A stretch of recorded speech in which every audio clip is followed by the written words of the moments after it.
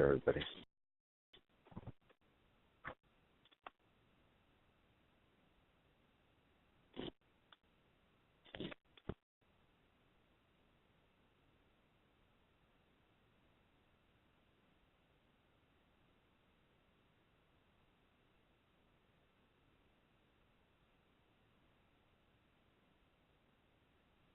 Like for some people that are trying to get back into learning your system, when's your next gathering? I don't. Are we using? I don't. That's what I need. Well, I can do it. Anyone on the call? Here in the afternoon. July 18th?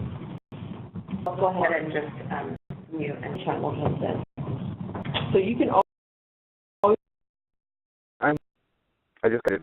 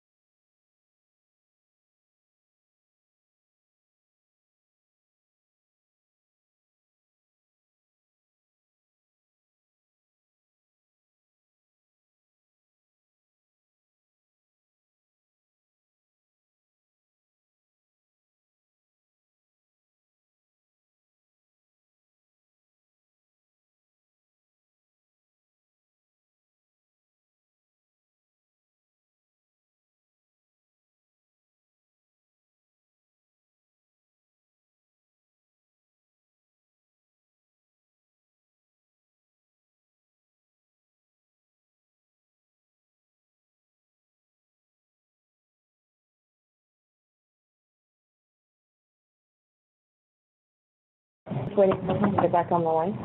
Nobody, no other callers. Really small. Track and trace. Can you hear me? Hear me? Is that Ron? Is that Ron? Yeah. Yes, Ron. Okay. We should get started.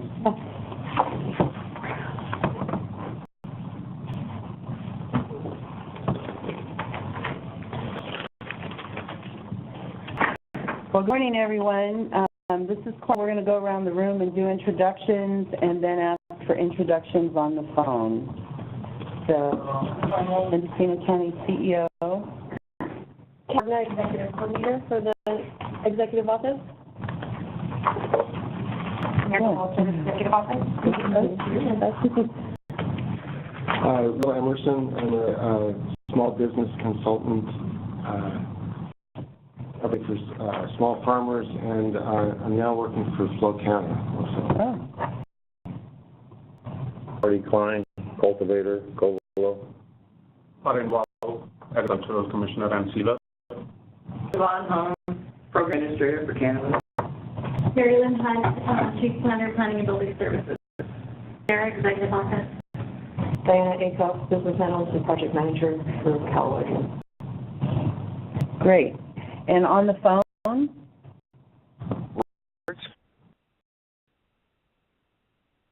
Right. I don't think there's anyone else on the phone. This is a small working group. Okay. Yeah, okay, all right, great. So let's go straight to the status of this group. Looks like we'll start with the SIPCA update. Okay. So, nice to see you guys again. Just a quick update on things we have going on with SIPCA. You're going to see in the next few weeks that we're going to roll out a wider pilot for a new transfer system, which is the first of our new upgrade for Cal Oregon. So as we upgrade each module, we're going to roll it out to a few people to test, and then once that gets through, we will be rolling it out to a wider group. So if any of you guys are interested in being a part of the second phase of pilot testing for our transfer module, just shoot me an email, diana.acuff@SIPCA, and we can get you on that so you can take a look at what we're doing. It's a lot newer user interface. It's more like what you're used to seeing in applications today. We've done a few things to try to make the entire transfer process a little more streamlined and user-friendly, to take some of the burden off of what you have to do every day, because we don't want our system to be your main focus. We want your cultivation or your business to be your main focus. So as we're moving in that direction, we're going into these pilot systems before we go live. Any input you guys can give us that makes it work better for you is absolutely vital for us. So if you're interested in taking a look at it and testing it out, just let me know. We also are going to start rolling out the metric integration. Since any moment we can have our first annual license let in the state for dispensaries or distributors. The word is that those are the ones that are going to go first. So, of course, Can you talk a little bit about the metric integration? Absolutely. So what we are doing is for everything that metric will allow us to touch, which is everything except for pushing transfers from our system to theirs, we will be allowing you guys or making it possible for you guys just to use our system, and we'll push the data into metric for you, so you don't have to use two systems. When it comes to transfer, it's going to be opposite. You'll do your transfers in metric, and we'll pull them for you. So you still only have to use one system for each of the functions that you will do. Trying to reduce the burden of administration. Go ahead. Yeah. What is the so how is the QR code going to interface with the code system? It depends on what jurisdiction you're in. So with Mendocino, when it comes to plants, you guys have a much lower bar of required QR codes, which for you. So for every QR code that you activate in our system, we will be basically matching it with the RFIDs that you have for metric. So you'll tell us which RFIDs will go with which QR code, and at that point, everything you do for that QR code or RFID, we will pull those for you so that we can then have a true match between the metric system and our system for each code. So will that pull from, so in other words, when you get your tags from metric, you identify an area of plants, you tag those plants, then will you have to manually re-enter that into the SICPA system, or will it automatically somehow pull it from metric? We're metric to expose the list of stamps that each cultivator or operator has. At the moment, that's not possible. We're working on a scanning functionality so that you can scan the barcode and pull it in that way. Okay, and then my question for county is that if there's a discrepancy in that, where does the responsibility lie with that discrepancy? Was there a fee for that, or what happened? So given that this is certainly new information for me, I can't answer that question yet. So TAS will record that question and we'll get back to it. Ron, can you repeat your full question so I make sure I have it? Yeah, as if there's a discrepancy between the SICPA system and the metric system, is there a penalty at the county level, and how would that be resolved? Okay. So Ron, just think about your question. We don't want to create additional penalties for the industry. That's the first thing. Second thing is, I guess it would depend on what the discrepancy was, how it occurred, in order to answer that question. So we probably, as county staff, need to sit and look at this and make a determination, and then we'll get back with you, especially with the group. Yeah, because what I'm thinking is that, from the scope of things, that the state level is the most important of accurate, then going down from there. Well, clearly, and the chances of someone who is, working in the industry and trying to input data into metric versus SICPA, which, every day, this is their job dealing with a database like this. The chances of SICPA making an entry error versus someone in the industry who is just doing this really because it's something they have to do. So, I think there's a lot of things to look at with this. One thing, though, that has been said, which the county does agree with, is that we don't want two systems. We do want one system, and our goal always was one system. And the goal was hoping that SICPA would be the contractor for the state. That hasn't worked out that way. We agree. But the thought of the integration and having that integration work is something that, is still on the table and something that we want to look at. And remember that when we went with SIPCA, it was not just to go with SIPCA. We went with SIPCA for some very clear reasons, and one of them was, which clearly some people in the industry have fought and continue to fight, the issue of going with SIPCA was that we wanted to create a venue of branding. We wanted to be able to assist the industry and thereby assist the county in doing that. And went with them because they are experts at creating a brand and marketing.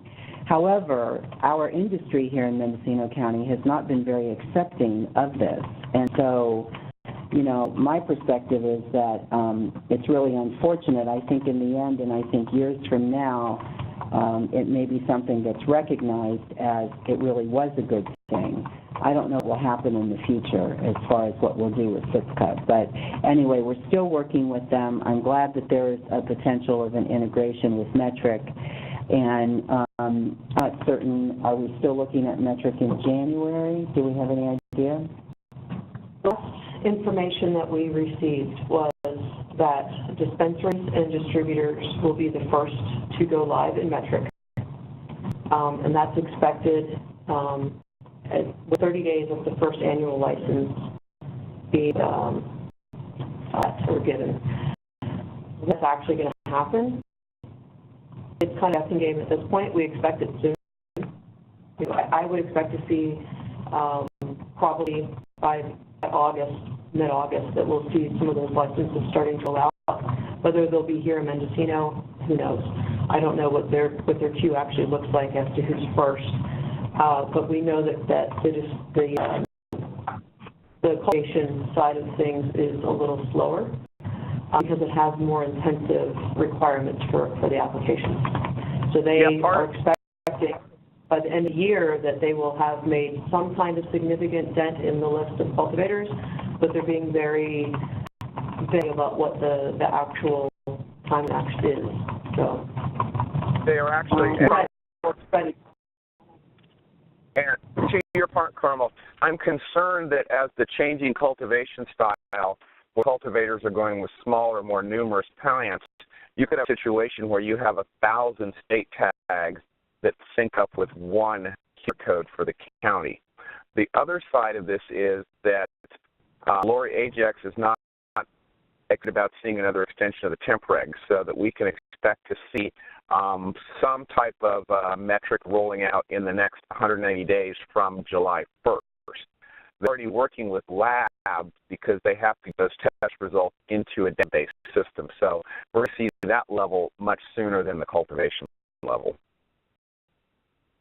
Great. As far as the tagging goes, you know, if the schedule of the way the tags are related to the stamps, if that's something that needs to change, if you need more tags or more stamps per tags or no stamps per tag, that's something that we can accommodate either way. So it's already built into our code to be able to put that business rule in. So it's really according to what the county would like to see, and we will accommodate regardless.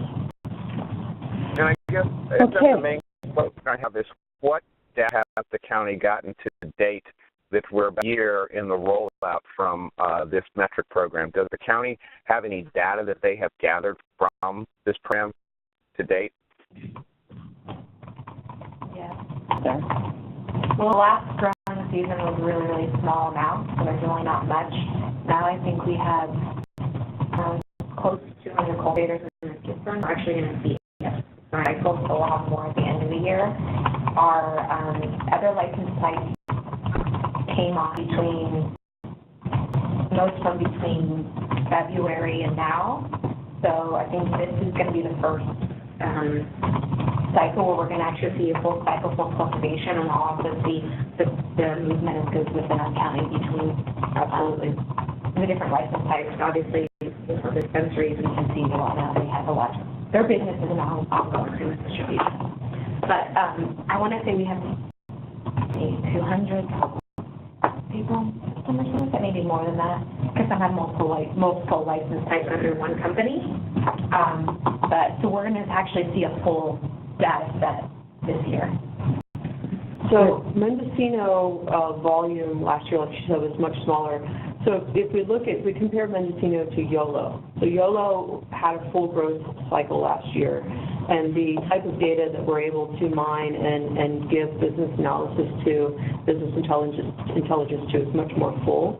And so we've actually started working with them to do a full business intelligence data analysis and analytics suite for them, which allows them to look at a bigger range of data than was just available for right now for Mendo. And I think I showed you a brief demo of that last week. And as the data for Mendocino becomes more in-depth, then we can roll that out for Mendocino as well to give the county and even eventually maybe the cultivators a better view of the activities and things like that. Other questions? Yeah, at the last meeting, Ellie left with the charge of finding out what the county is really getting from SICPA as far as financial or what records, what is the stake that the county government has with SICPA that they need it. As we look at should this contract be renewed?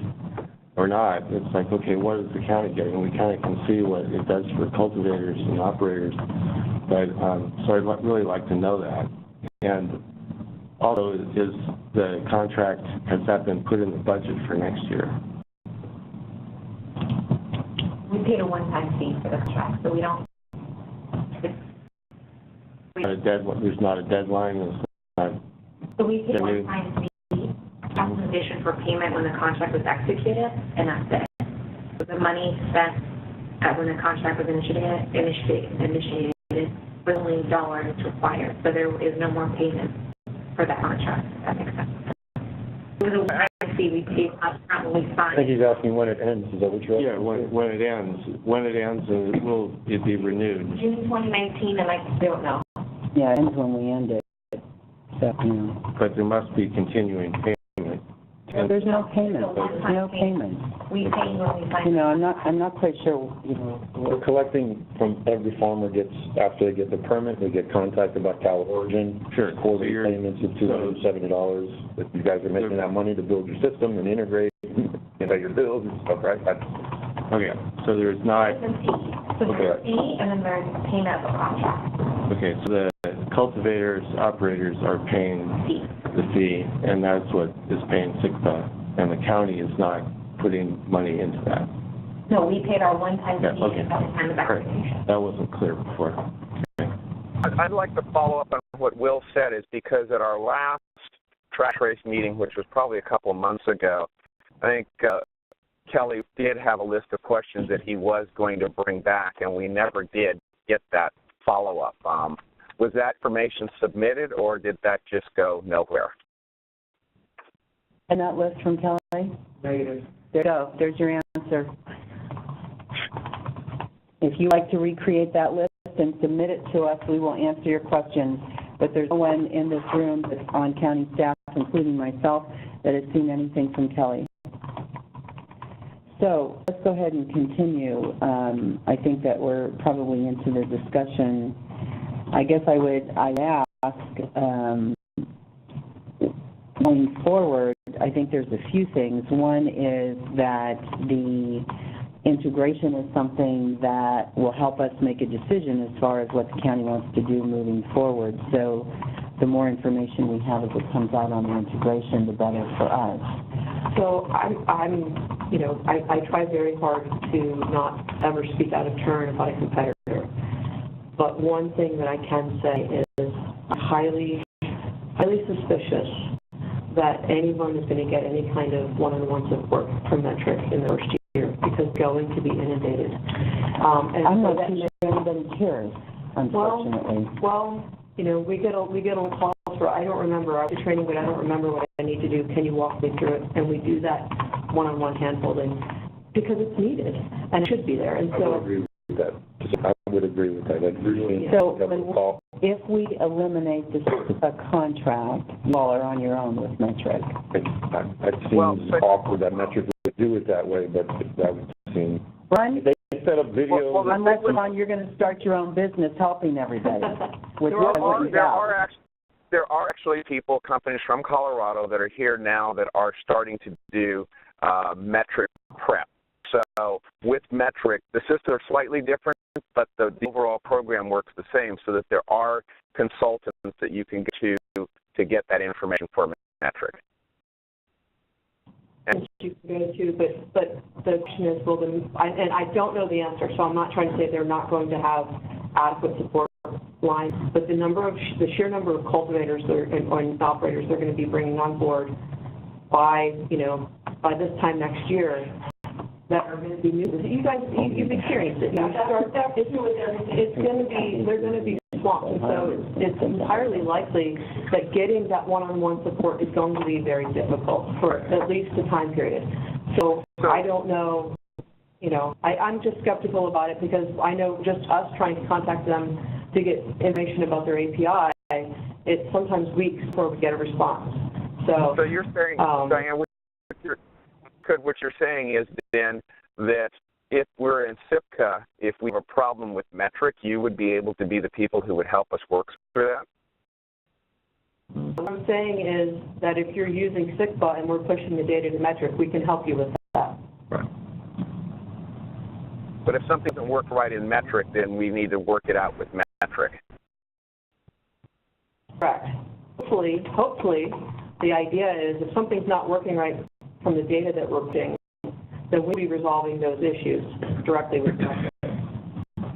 The extra level of assurance by using us to ensure that the data is pushing correctly.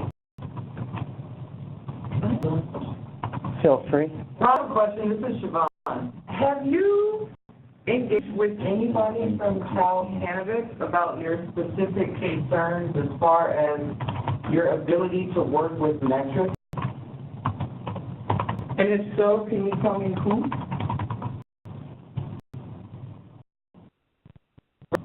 Oh, I'm having a hard time. Who was your question? I'm wondering if you specifically have engaged with anyone at the state level regarding your concerns about cultivators' ability to work with metric and to actually get help in the event that you needed it. I have not heard that concern, no. Because I think another question is, here we are, Mendocino County, working with our providers. I would argue the next question is, was the state aware of the concerns that cultivators have that they can't actually get answers when they have questions from Metric? Because, you know, Metric is their service provider. So I'm wondering if we had a conversation with anyone at the state at all about this. Well, I can tell you that. Go on. I've had contact with people at the state, and what that concern was is making sure Bring them on the payroll. They were concerned that Mendocino went with a separate system because they weren't getting the data that they thought we would need from the state. So the state is trying to work on ways to get the keys and agencies the information they need from Metric. I can tell you that whoever told you that didn't tell me the same thing. And honestly, the state doesn't care what the counties get, Ron. And if you believe they do, you know, I'd be really surprised. All the state is concerned about is they brought this system on. That system is regulatory. So you all the cultivators, anybody now in that system, you are going to be highly regulated by the state, and you're going to pay for it. So as far as SICA, you know, our concern is that really, I mean, I guess what you're hearing from me is my frustration over the last year about the county actually trying to do something to help this industry and just getting slapped down. And so from my perspective, you know, I still think there's value in SIPCA.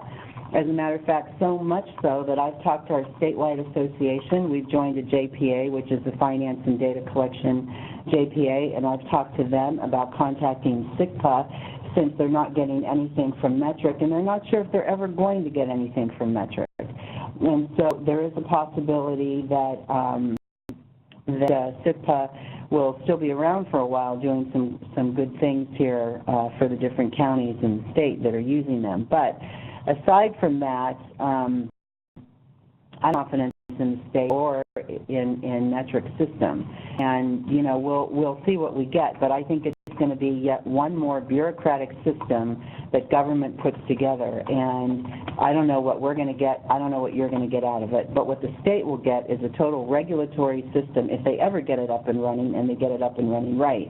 And you know we'll see what happens from there. But as far as what we would report out to the board, you know, I would like us to go to the board in August. And what I'd like to report out on, I mean, this is only, we'll probably have one more meeting before that. So we'll get a follow-up on SIPCA and also on what's happening with Metric at the time that we go to the board. You know, clearly, I think one recommendation we can all agree on, if not the only recommendation we could agree on, is that we want one system. And so that would be a recommendation that we would make to the board, whatever that looks like, whether that system is we just go with Metric or we utilize SIPCA, to be that interface with Metric. I don't know. But I think a recommendation of one system, I'm assuming, is something that the cultivators would want, if no one else. Would we, in that report to the board, would we be able to provide information from the other states that are using Metric? In other words, SICPA is new. It's in 3 counties where Metric is working with a number of states. They've picked up states that have gone from other systems. We'd be presenting that information to the board, or the only information the board will be getting is that you're recommending SICPA because you feel that would work for all of the states of California? You're really making an assumption. I think I was recommending SIPCA. I said I was recommending one system, and I was asking if the group agreed with that. Who knows what that system will be? Making an assumption. And just like I can make the assumption that you want SIPCA out of here. So we can talk about it if you want, but not right now. But I think one system is what I'm hearing and what consistently heard over the year, unless someone thinks that's not the case. If I may, I tend to try not to say a whole lot. I go to board meetings and sit and listen. If I'm having to do 100% of one system and someone tells me you do 10% another or 20% of another to get the information we need because you guys are going to brand for us, and Mendocino is this unique heritage Emerald Triangle County, then I would have to support that. I'm in front of my computer all the time, and I'm in my farm every day. So if I had to open up a website and install something, hire someone to do that, I would be willing to. Question: is there any way that the price at $270 a quarter could come down? I know people are having a hard time with every bill that comes in the mail. Is there anything to do with price? Secondly, this information, what is SICPA going to do for us on a larger scale? The branding and marketing, which I think is very important. I've never heard what they're going to do with that information to, hey, Mendocino's great, or sun-grown, or whatever the case may be. I see the new label. I like it a lot. But what's the next step? I mean, I hired a company in Santa Rosa to build me a brand, market for me, Instagram, website. What if they're going to pay them good money to do that? I would consider still paying the $270 every quarter. I prefer to pay less, but I can consider it if someone said, here's what they're going to do for you. I just haven't gotten that information. I think Ron and I spoke about that too, like, what's $270 going to? Obviously, I understand what it's going to, but where's the other part of the information? Like, how are we taking that information and making it the cultivators, specifically cultivators, because they're the ones that are really hurting.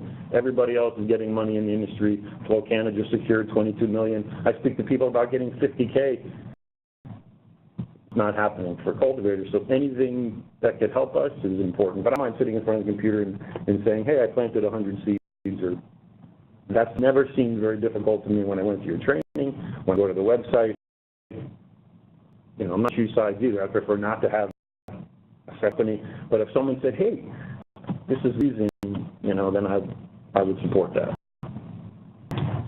So as far as the branding and what we're going to do for you types of things, so if you go to calorigin.com or .org, I can never remember, you'll see there is a website out there. It's that your product can be. No, I see. I totally have it. We also have a whole social media campaign going on. Yeah. I saw that too. Yeah, and if you want to be included in that, just shoot us an email, say, yeah, I want to be included in the social media campaign. And so anytime that you guys are posting pictures and anything like that, we will include you on our stream as well, and shout you out to all those. Because remember, while SICPA is new to cannabis, we've been in the tobacco industry for a long time, a long time. And wine, and a lot of other things. So, our depth and breadth is more than just the cannabis industry, and the tobacco industry is very close, very similar processes. So it's our ability to reach out is bigger than just 3 counties in California. I would also add Alex Spellman is we've been talking back and forth, and him and Siska team coming out and doing some marketing trainings as well in 2018. So can I just talk from an outsider, because I've not been part of the track and trace. I'm just sitting here taking all this in, and I like it today, and I get the costs. I know that's prohibitive, but I also like the fact that she's sitting here and talking to us, and I don't see metrics sitting here and talking to us. And I think that's kind of a huge thing for our county. TICFA specifically hired me to be face-to-face with as many people as I can to hear what they need. And so, you know, we're not just here just to regulate. In the trainings, there's 3 or 4 people in the training. They sit down with you and they punch the keys with And they're the you. same people you're going to get when you call the help desk. So you have a relationship with all of us. You know, the more that we can, you know, touch. I've been out to different farms. I've been to manufacturers. I've been to the distribution centers. We're not trying to just be a regulation. You know, obviously, we're hired by the county, so those are going to be our first priorities when it comes to, hey, we need this type of regulation. Yes, obviously. But the thing is that we also understand you guys need to run a business. This is about your business. And so the county is only going to be successful if you guys are successful. And we're successful if all of you are successful. So, you know, we really view this as if everybody can cooperate and get us the data that we need to make sure that your business processes in our system are as streamlined and easy as possible, we're going to accommodate it any way we can. As far as the fees go, I'm not allowed to actually talk about that because I don't know anything about how those fees are set. That's not my area. I'm in the development area. So I'm actually the business analyst and the PM for the California portion. So, you know, when it comes to the fees, that would Who sends out bills for the quarter? So it would have, the fees are set in contracts, so the county would have to renegotiate the contract with the vendor. Yeah. If I may, who sends out the quarterly bills to cultivators saying, hey, you owe you $270, or you should come in and... It's a combination, I believe. The system is automatically sending notices. If you get to the point where you're over 90 days past due, it's always send a letter. Okay. You're 80 days past due. So the county's monitoring that, or system monitoring? Well, does anybody look on Mendocino Action Facebook page? Like there's 500 or 600 people, mainly cultivators, some distributors, Mendocino Action. Anyways, Ron actually brought this up. Was a day or two ago, just to trying to get some feedback before this meeting, and a lot of people haven't been receiving those quarterly. They need to look in their spam folder, because a lot of times, especially if you're on like Google or Yahoo, they're getting sent to your spam folder. So they're just coming in email, there's no hard copies coming? Correct, they're in email. Okay. Yeah. When the hard copies come, I'll check when I do. That's when the county is getting involved. Yeah. Okay. And you can log into the system. And if you get a letter from the county, we give you some days, and you can contact us before we do anything. So, like, that give you a whole month to be like, oh, did I not get my email? Did I miss something? To call. It was one of the concerns brought up on this. Yeah. And like you said, we don't get involved in it. And you can always look in the system to see if you have something due. You pay direct through the system. I see there was a... For me, yes, you can. Yeah. You want to pay cash? That's always an option. Yeah. Was that Mendocino Action? Mendocino? Oh, Mendocino. And, you know, Is it C or a K? Mendocino with a C. Mendocino Action. And it's a Facebook page? It's a Facebook page, and there's daily information. But It's a industry page.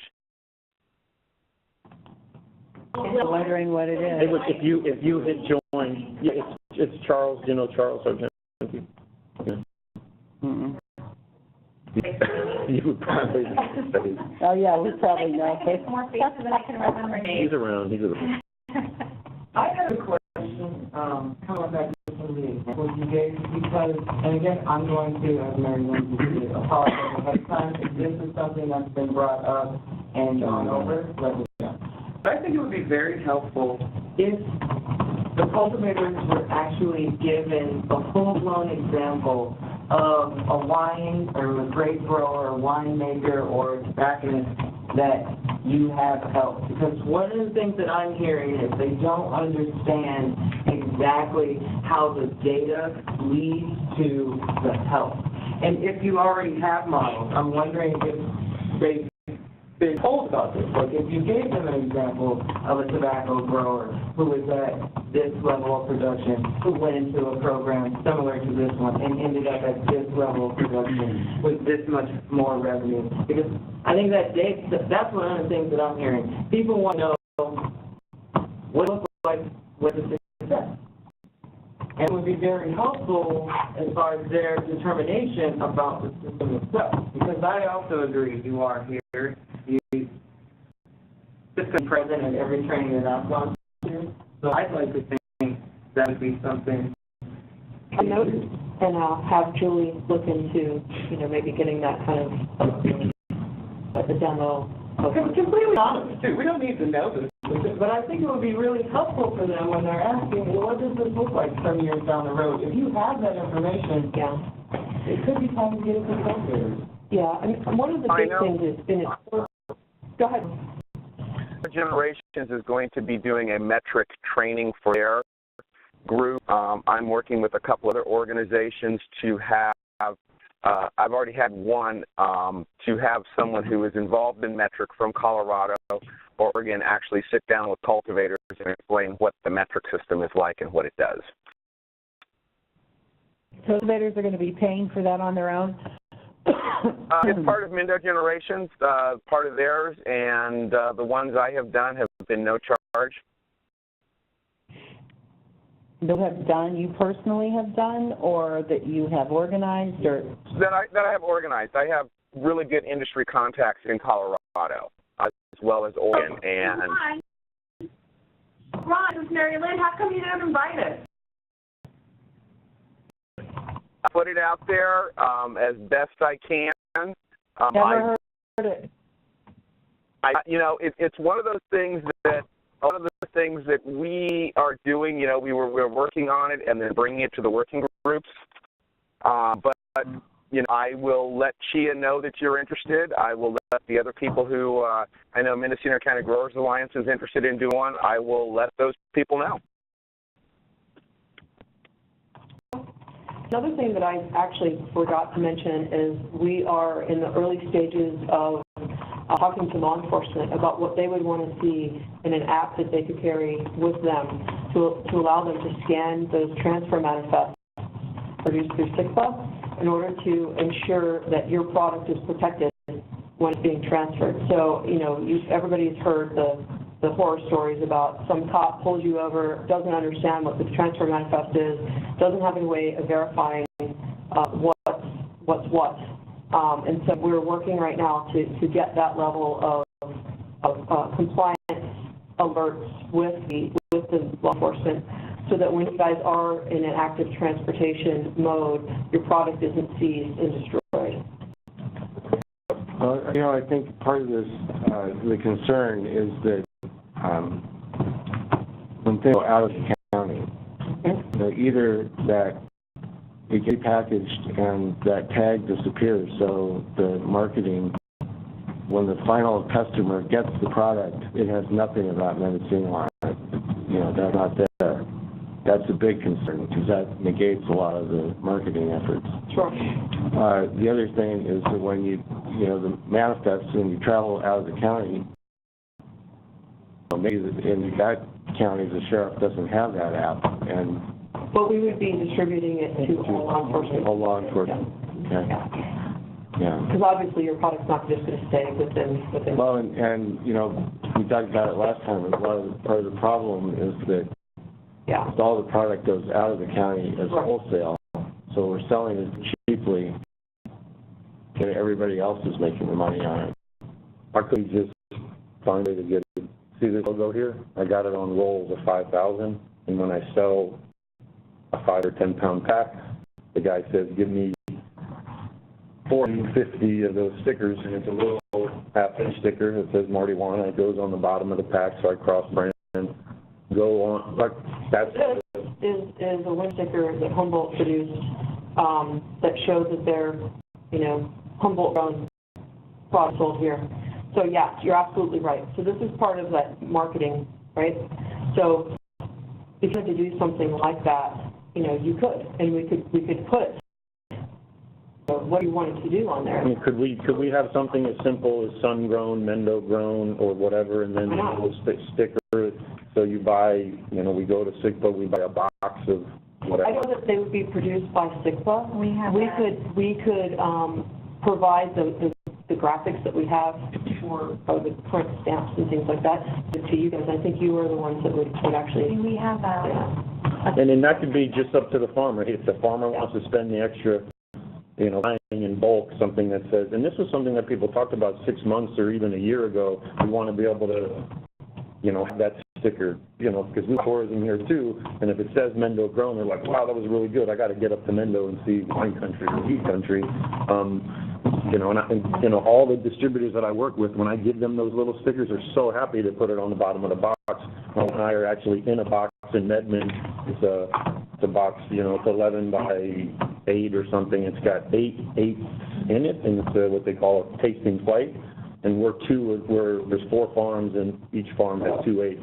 And we're getting contact from people in LA, and they see it. They see our Instagram, they see our website, and our hand. Yeah. So I would love to be able to say, here's Mendo grown as well. I'm brand myself above and beyond that, but I want to be able to say, hey, I spent this extra money to get a farm there. I've been working hard. I was in the 9.31 program. I want to be in cannabis. Let's.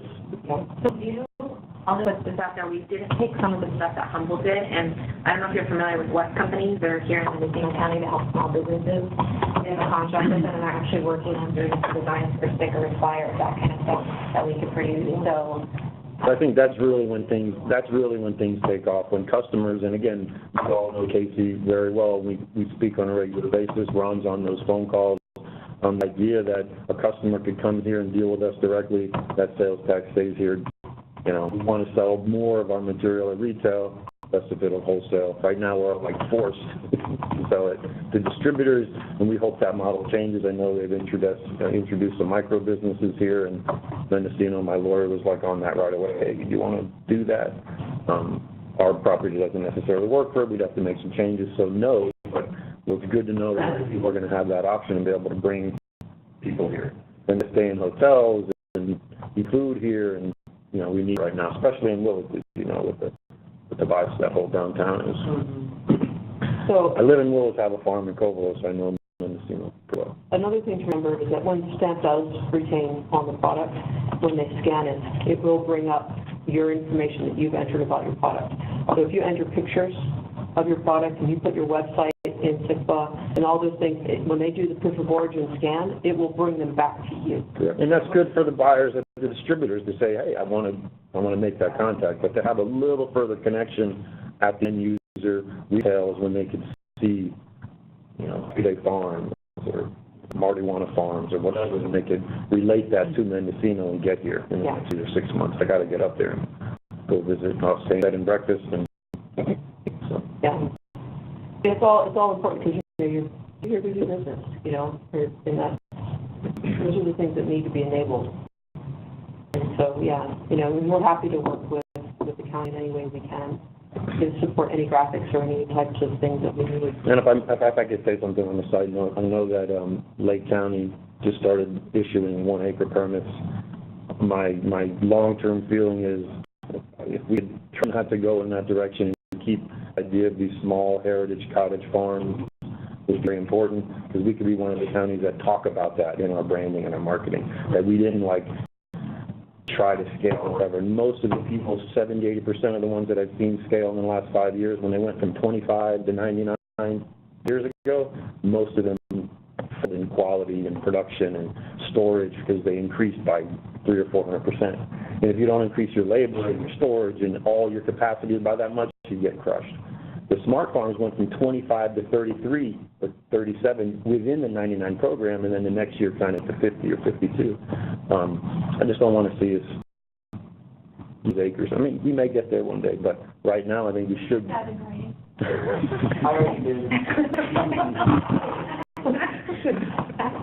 That's where I'm at. I want to be able to tell the story of the Emerald Triangle, of these heritage farms. I was forced to grow where I'm growing, but I love it, and it produces a better cannabis. I don't have big agar, and I don't have problems with pesticides in the air and stuff out in Covelo. So I think we need to tell that story. Absolutely. So one more thing I want to add is, if you guys are facing a business problem, a business process problem that SICPA is impacting, if you send a request to help desk for me to come and visit your farm, I will absolutely look at the process and see what we can do to make sure that SICPA comes back to you. Because we don't want you guys to have a high administrative burden. You know, like I said before, if you're successful, if they're successful, we're successful, everybody's happy. So, you know, just like we went to the fact a few months ago to look at the process they have there, and we're absolutely willing to come out to anyone's farm, anyone's operation to do the same thing, because They're actually a nursery, just in case. They're nursery. Yeah, And so Laytonville. the more we know, the better we can support. So, you know, and that's what part of what my job is to make sure is I'm as informed about the way you guys are doing business, so that I can make sure SICPA is supporting you. And is SICPA doing training specifically for distributors and packagers now? Just before, Cultivators. yeah, before it was just cultivators. There's different classes, but yes, Yes. The one on the 18th is cultivation specifically? that's cultivation specific. Usually we'll have one day of training, and morning will be one, and afternoon will be the other. Okay, and how do I get on the list for the distribution packaging? If you go to caltraining.org, Yeah. Cal Origin training, yeah. Okay. and Backslash I'm training. not sure when our next one will be, just because we haven't licensed any new distributors in quite a while. Mm-hmm. So, a lot of times we fluctuate based on how many new permit fees we have and the refresher courses, and But you actually call I it, think the next wave is going to you could actually call a number and she'll work with you. yeah, if there's not, like you said, if there's not one showing, then what you can do is you can just contact the help desk and let them know you're interested, and then they'll work with the county to get it arranged. How many distributor license permits have you issued approximately here in Mendocino? 5 or 15 or more? between 5 and 10. Yeah. I go to the board meetings. I need close. I'm curious. I think Ron said this in a Facebook post maybe a week ago. Where are they? Why aren't they at all these meetings, Board of Supervisors meetings? Especially, I'm not in any one specific lieutenant, but where are they? Seriously, I mean, these people, my friends are getting crushed in the hills. Those are that even trying to get in, trying to get permitted. What? I just hope they show up, man. If they're saying that they're going to support, we want to support small farmers, we want to take your high-grade little region, we want to build our brand, then where are you in these meetings when we need you? I was at the meeting the other day at 1:30. There was really good 6 or 7 people, 6 or 7 people sitting there. In Sonoma County, they got 300 people at meetings and they only have 6 permits. Well, Sonoma County, yeah. Don't they? We've always been competing with each other. Hey, this guy said he could sell it for this much. My buddy said he could sell it for this much. And we've always been competing, so I understand that, but it's It's a not. whole mindset that has to change. Yeah. I think You know- there's 7, and then Make a suggestion. Yeah, on the Mendocino Cannabis, or the official county website, would it be possible that when a distributor or a micro business is listed, gets a permit, could there be a checkbox on the application that they would let that information posted at the county? That way, cultivators could see who's licensed in the county and could work with those distributors, manufacturers, if they want to be known. further on. Let's check if we should just post our list. Because business license, it's all public record. You could PRAS right now and get the list of every cannabis facility business license we've ever issued. You know, and being able to do business with those distributors and manufacturers in county allows you guys to retain the county stamp. You know, there is a percentage to doing that. There's one more thing from the cultivation perspective. I'll share with you what I've heard talking to cultivators. The people who they are familiar with locally, the distributors, are saying no. There's also something going on Saying no to cultivators. taking on their product? Yes, Do we know? we don't. I don't know why. I've been trying to find out. Oh, Well, I want to say something, Ron. This is dried flower. What destroyed this, not destroyed it completely, but what's created this our feeling about a dried herb is the fresh herb. Steps are here, everything is fresh. I have cannabis that I protect properly next to my wine that's 2 or 3 years old. Preserved right, it's a dried flower. So the whole idea of this fresh, it's the light depth guys that wanted to increase and grow. I just sell my weed now to support the outdoor. There's definitely within the cultivation community, I think that there's more to learn about why this phenomenon is taking place. I had a distributor call me. People can look around. I had someone call me. We have someone showing up tomorrow. You do what you do, come over. And I typed them. I said, hey, I'm in this middle of this weird inactive this inactive temporary state license for whatever reason, the glitches of the state, blah, blah, blah. I filled out my new temporary one. I should have it anytime soon. The email wasn't, oh, well, congratulations, or, oh, man, get through it. It was like, hey, let's just do the old way. I told my wife, she's like, don't ever call a guy again. I hear that it's like in it, but was able to tell me, no, let's just do it the old way. 3 sales I made, 2 pre-roll companies, all predated.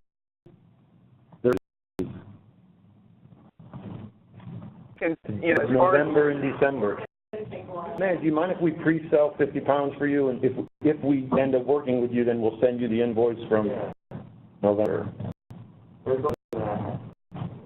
You know, part of it is I had a guy show up, he's like, oh, we're going to bank transfer money to you. I was like, great, I'm going to get some money transferred to this, like a real bank account. He showed up, box of money, cash. After told us, and these are guys that are big distributors that are out there they're under a standard company because they all have 2 and 3 different companies. One of them is for deposits, one of them is for cash deposits, and just because they say we're going to help you, we want to work with you. By the way, last year's material, the price is really low because the new depths are coming out. So, a lot of people don't work with distributors that are forcing prices down. We want to find people that want to pay a good price for a good product.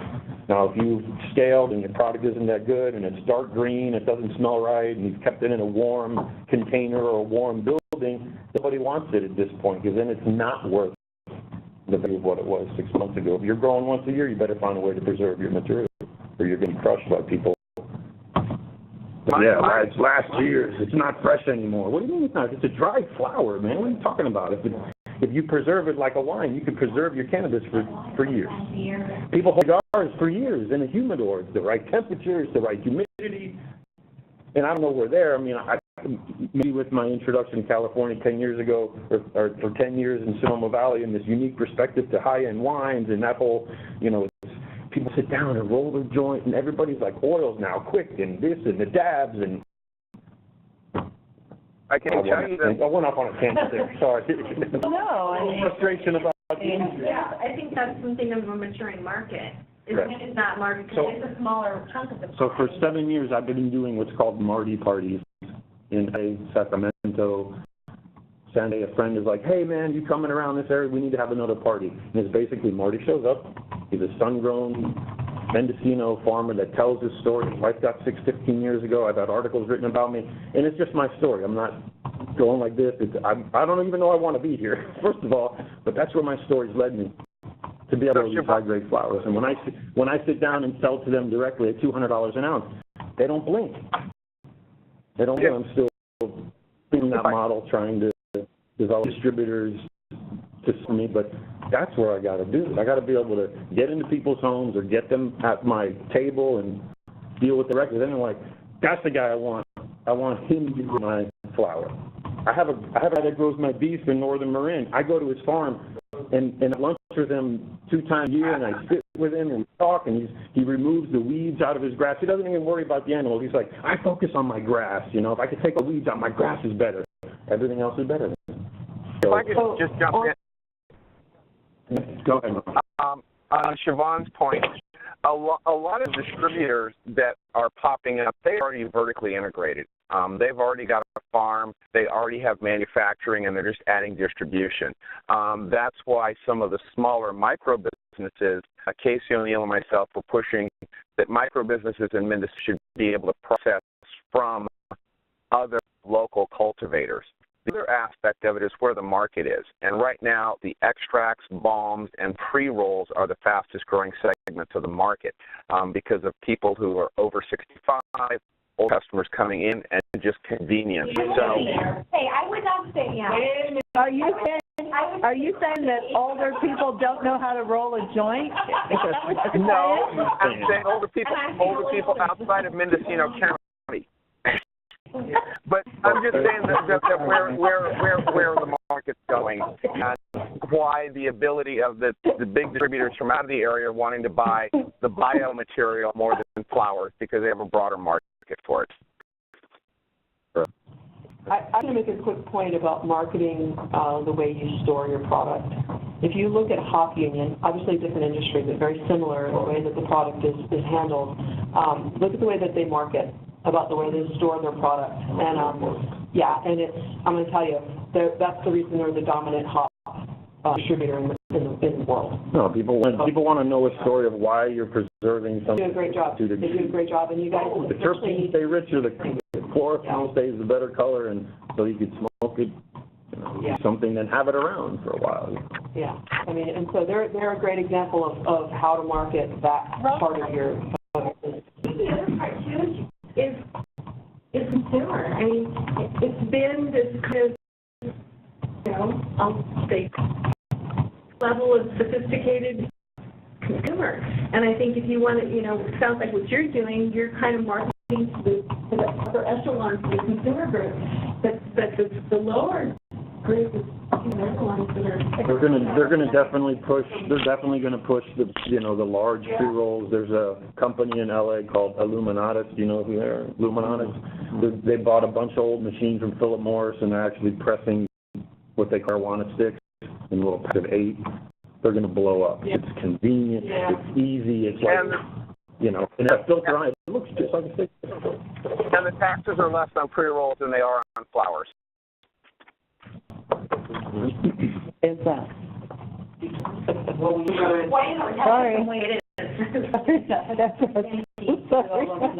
I think they were trying to tax as many aspects of the material as possible, and the biomass is just huge. More and more farmers are wanting to take just their first or second cuts and leave the rest for the scavengers.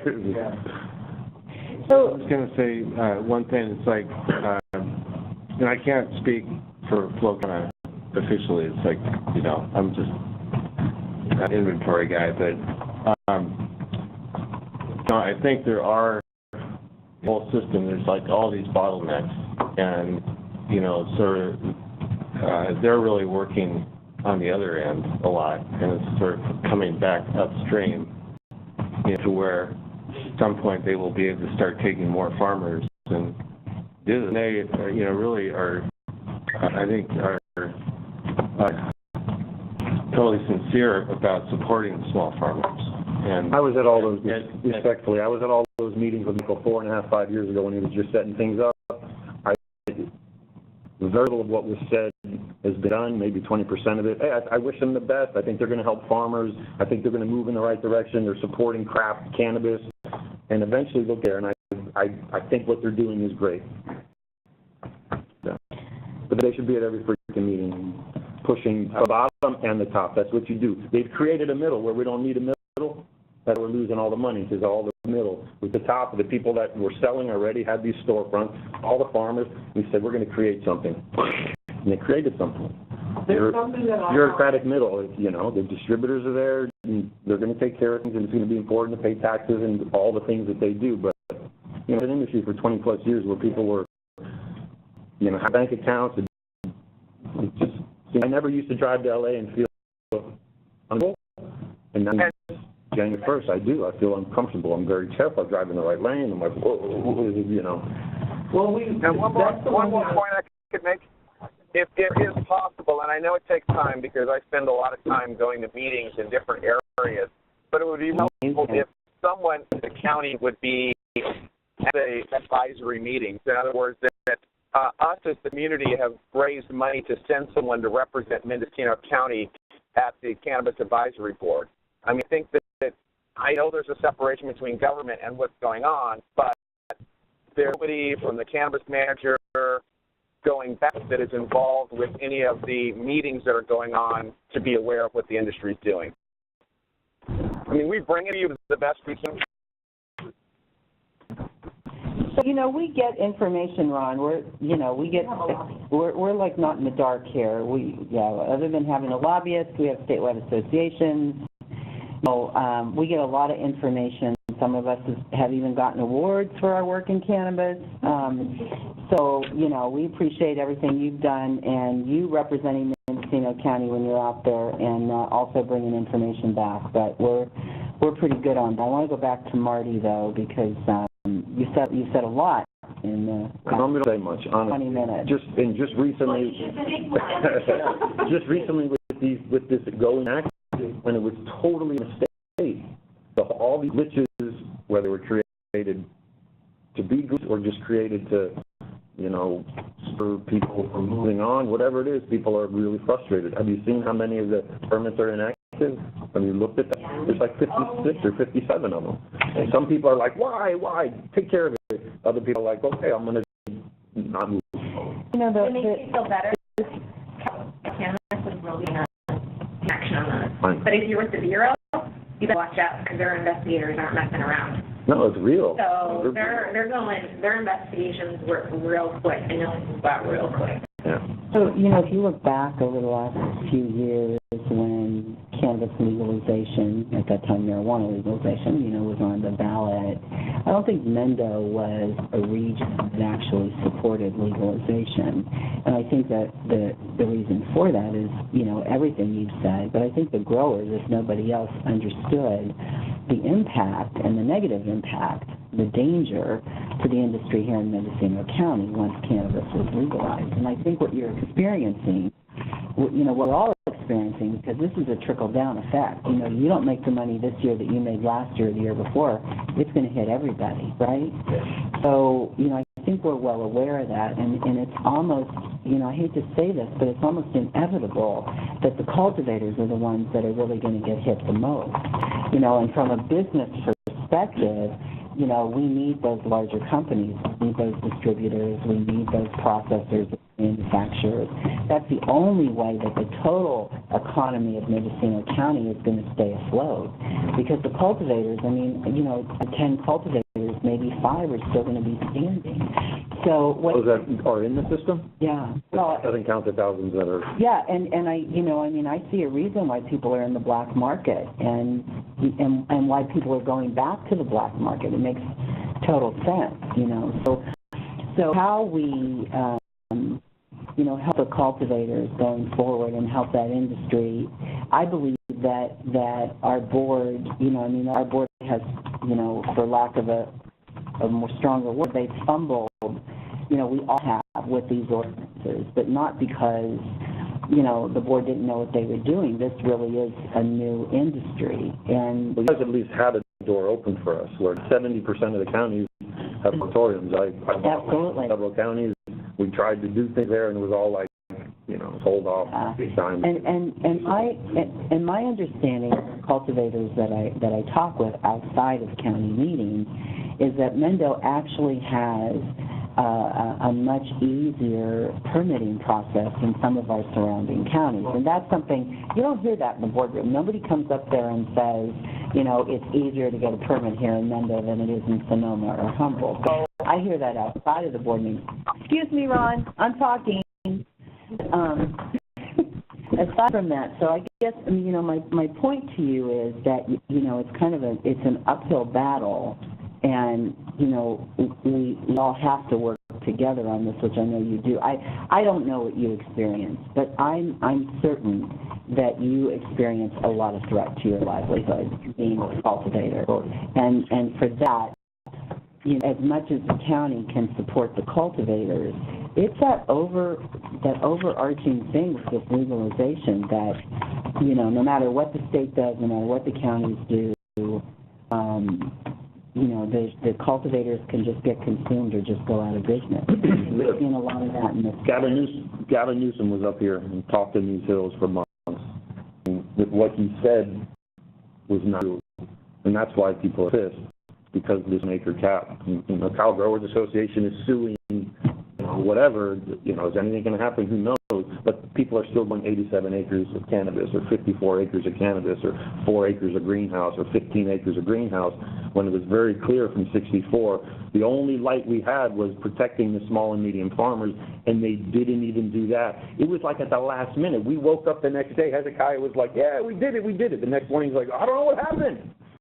They were in the room and made change at like 23:59 of the day. Literally at the end of the day, they made the change and said, oh, well, if they're continuing, yeah, whatever, you could have as many as you want. So that's a big part of it too, because if you imagine there are distributors that don't want to buy from us because we're tight, we want more for them. They'll go to buy from other people now. Let me say one more thing. Sure. You're the type of business owner and the type of cultivator we want in Mendocino. Thank you. We want to see you. And you're the type that will, if you are a businessman, and this is really about business, and that's what we're experiencing in our department. To me, people are not business people. They're floundering. Yeah. Even though I'm maybe business related, I've hired Jacob Zoom, our Dirty Business Solutions, so on and so forth, because do everything. Yeah. You know, as much as I'd like to, I can't write an LSA, you know, which doesn't make sense because the LSA that's being written is off my property, and I don't even want to talk about it, which is a whole other issue. But So, nevertheless, they're allowing us to. So stay engaged with us, and you know, and let's see what we can do. And I would also encourage you. I don't know what's going to happen with the ad hoc that the board voted on Tuesday. I don't know who's going to be at that ad hoc. I don't know, you know, who's going to do what. But I'm assuming, my assumption, it could be wrong, but my assumption will be that Supervisor McCowan and Supervisor Hamburg will meet with a group of growers and that they will be in the room. And I would encourage you, when I find that out, I'll make sure that Cass gets that information to you. And obviously, I'm not cutting you out, Marty, but I think that, you know, I mean, you're here representing Flocana. Flocana is a success, no matter what happens with Flocana. Whether you take cannabis from Mendo or whether you take cannabis from, you know, anywhere, Flocana is a success because there's so much big money behind Flocana and there's so much money in cannabis. I don't see Flocana failing, you know. And Michael Steinmetz has had a vision that is like pretty phenomenal to me, and so I actually have a great deal of respect for Flocana. I know that there are problems, but a great deal of respect for what they do. You as a cultivator and as a small farmer, business owner, you know, it's important that you stay engaged. So as soon as we find out a little bit more about the ad hoc, we'll let you know. Definitely. Devon, sorry. No, one of the things that I have learned that has been very valuable for me, having ever since I came on to Mendocino, somebody from out of the area originally, in fact, from Michigan, who grew up in an environment where I was in high school, I always knew that Mendocino County and Humboldt County was where the best weed in the country was grown. Coming here, one of the things that the regulatory process and framework has sort of put under the microscope as well as changed how it functions is the role of the broker. Because now, when back day, you could go to Marty and get whatever by weight you want to, you have to go through a third person or third entity now. So it's also changed as far as the consumer way, how the consumer gets their product. The regulatory framework is going to eliminate some of those roles, like the role of the broker. So now we're charged with the challenge of figuring out how do we replace that role regulatorily, instead of just being literally something someone did for money, for a fraction of the value of cannabis in the first place. That's one of the fundamental infrastructural deficiencies that I've seen when talking to cultivators who are trying to get products out to market. They literally know how now, because they used to just call so-and-so who came and bought all 15 pounds. So we have to also figure out a way in which to educate them folks who have this business background, because it's not a matter that they can't. They just literally don't know it's time to find somebody else to do that for you. And that, I think, plays a role as far as what I can tell for people who come to me and say, well, I can't move my product. And I say, well, you go go try to meet with distributors, and they say, well, what is that? I say, well, you have a product. You're in retail now. You have to go out and sell it. You can't rely on the local broker just coming up and picking up your whole harvest. That's gone. And I think that is something that keeps a lot of people from getting products to market because they literally People don't have money to in another organization. Someone online last night was like, I think I'll spend that money on something else, because a lot of people have joined, Cannabis, the Cow Growers Association, Mendocino, or Mendocino Generations, or RVGA. Inspired for these small people to adopt their role? They're all trying to continue to create contact. Because I'm wine drink, and we belong to Allied Grape Growers, and they're out getting our buyers. I mean, that's the goal of Mendocino Generations, is to continue to work with distributors to make larger sales, so thousands of pounds at a time rather than 10 or 15 at a time. The RVGA in Covelo, they're trying to do the same thing. Emerald Grown Co-op is trying to do the same thing, but here's the kick. Based on these new regulations that came out, the extension, now you have to create cannabis co-op collectives or cannabis cooperatives. So the whole new, those organizations have to now shift and jive a little bit to fit that hole right now. Again, in the normal, the historic way this went, there was a person who did this. That's illegal. So now we need, the structure itself has to accommodate that need, and which is, it's kind of absurd when you think about it in reality, because normally things don't work this way. The idea of a 4-acre cap is for people like us that want to gather together as small farms was just ridiculous. Where when someone could have 87 contiguous acres, if you were at the meeting in Ukiah, Jim Wood was crazy. He was like, his mind was blown away when Richard Parrott was like, well, you saw it on the website, I guess it must be. You all remember that when he was talking about the guy in Monterey that's got 87 contiguous acres. Yeah. It's like, how would you even let that happen if whatever, I don't want to get too deep on that, but nevertheless, we're beyond that. It doesn't look like we're going to win the whole acre thing. Even if they back, I mean, they're talking now on the phone call about going backwards, so those people that have more than an acre are just going to have to pay a fee or a tax on every acre above the 1-acre cap. I don't even know if that's going to happen, because it doesn't feel like it's going to happen. It feels like we're so far beyond, forget about that acre thing, forget about protecting small farmers, we're so far beyond that. It feels that way. And on a side note, I had another distributor contact me, and the process he was saying that those people that are going to make it through are going to toe that line between the black market and the white market. Meaning, I had a distributor show up, he was there to buy X number of materials for a pre-roll, but he was looking for a different, strain or a varietal or whatever. And then when he was there, by the way, he opened the door and said, hey, so what else you got? What else can we do? What else can we work together? So the sales reps that are actually working for some of these companies, I won't mention some names, but they're actually talking about all of the industry at once, sitting in your garage or sitting in your office. Hey, if we can do that, let's do this. You still have your friend, that guy who's got those extra things, we can still work it out. Oh, I need to make 25 cents for 100 pounds. $2,500. I got to make that happen. Do you have anybody else that has the material? Yeah. And the people in the white market are saying it, like, hey, let's do some work. So is it because if you are growing tomatoes and you're not doing real well, you're probably growing some cannabis on the side, right? So supplementing your income. So if you now are legal, I'm not talking about you personally, but I mean it makes sense as a business model. If you're legal now and you're legally growing cannabis and you're getting X amount of dollars, you have that little bit that you're still in the black market, help supplement your income. So you're seeing that? Yes. And that makes sense. As a business person, to me, if I was growing, that's what it probably... I know a lot of people that are like, well, CICWA doesn't know what I'm doing. They only know what I enter. Yeah. So I could call and say that I was near the Redwood fire and 15 of my pounds smell like smoke, so I have to. Yeah.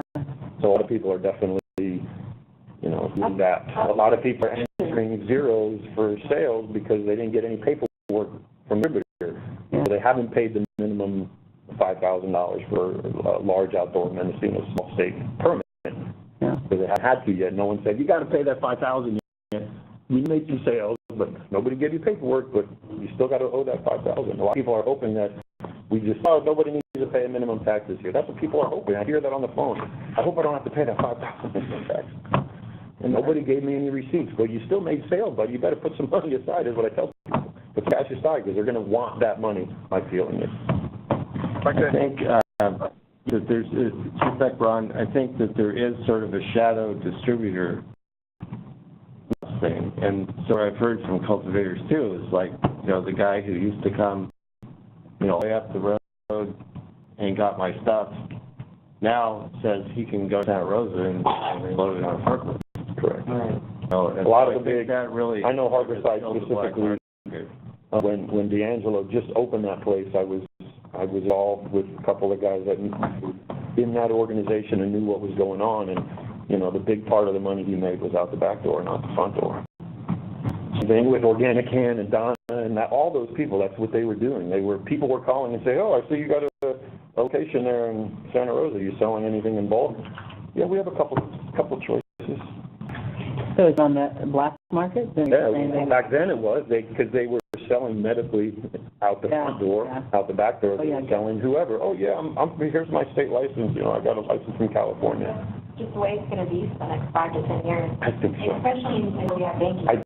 I totally think so. I totally think so.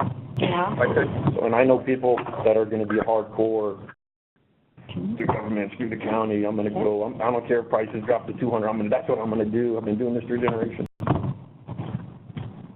So let's kind of wrap it up at 5 till 11. I think the 2 recommendations that I've gotten out of this so far, and I think we're probably going to have to regroup either by email or in a meeting, is do we all agree we want one system? We all agree, if possible, we want to keep track and trace fees low.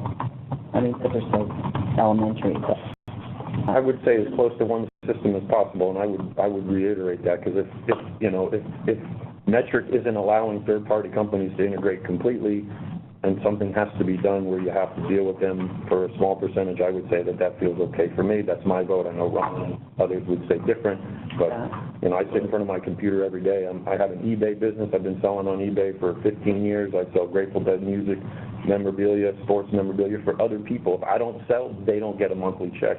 You've got a few different businesses. I've used that to kind of, put through and stuff, but it was a real business. My wife got sick. I couldn't work for corporate America. I came home, then she got sicker, and we were like, we got to go to California. At least we can grow legally. And literally from the moment we landed, we went to Dr. Levito, who was in Berkeley, been to the Supreme Court with multiple patients. We didn't just go to a pot doc. We went to someone that was really serious and wanted to. That whole model just was crushed at 64. That's why people are scared. And there are retailers right now that are like, I'm going to court. Try me down. I have medical, cannabis, medical patients here. And there's people that are going to fight 64. And until they get in court and start knocking heads, we have some of that stuff settled. My feeling is 64 is going to have really big teeth, and it's going to cut the medical portion out pretty quickly. And that's the way Sean Parker wrote it. And him and his billionaire sat down and wrote 64 specifically for that, to cut out the medical market. I'm not saying it's wrong or right. I'm just saying know who they are and what they did when they wrote 64. Yeah. Yeah. All right, so other than those 2, the follow-up items I have is another report from SIPCA regarding their integration, and if that's something that's possible in the next couple months or a couple weeks. And then I think that we could look at an update on the metric system aside from SIPCA, as well as part of the report to the board. And so right now, I'm hoping, I have to say I'm not here on August 21st. There's only 2 board meetings in August, the 7th and the 21st. And clearly I don't need to be here, which means, Sarah, you'll be orchestrating the presentation to the board. But I don't know that August 7th we would be ready, but I think the 21st would be the better date. So anyway, we'll probably have, what's the will of the group here? Do we want to have one more meeting or have a phone conference as a meeting and then try to put together a presentation for August? The other option is it's either going to be August 7th or it could be the first meeting in September, which would be September 11th. So somewhere between August 7th and September 11th, we'll be back at the board. And maybe in this case with track and trace, maybe this is the one we wait on, since we are looking for additional information to discuss and state. So why don't we leave this as, we'll have another meeting. Do we want to schedule another meeting maybe for a month from now? Go back to our normal first Thursday. Yeah, we can do that. So is that the first Thursday in? This month, because obviously. Because of the holiday, yeah. But go back to the first. Yeah, I'm going to check my calendar real quick here. Second? Oh, that's fine. So that would be the second? Yeah, August. August Yeah. 2nd. I think we can do that. And yeah, Mary Lynn, you don't need to be here for track and trace. So will that work for people? Dash. Yes. Yeah. August 2nd, 9:30 a.m. It will be in Sacramento. But you can have Siobhan. So if that's okay with everyone, then we'll schedule another meeting a month from, well, just about a month from now, and hopefully have additional information and then be able to, we hope, wrap it up to get this to the board. All right. Okay, well, thank you, everyone. Bye, everyone. Thank you, muted. Thank you very much. Thank you. Thanks for the info. Yeah. You're welcome. My wife's got to get up during the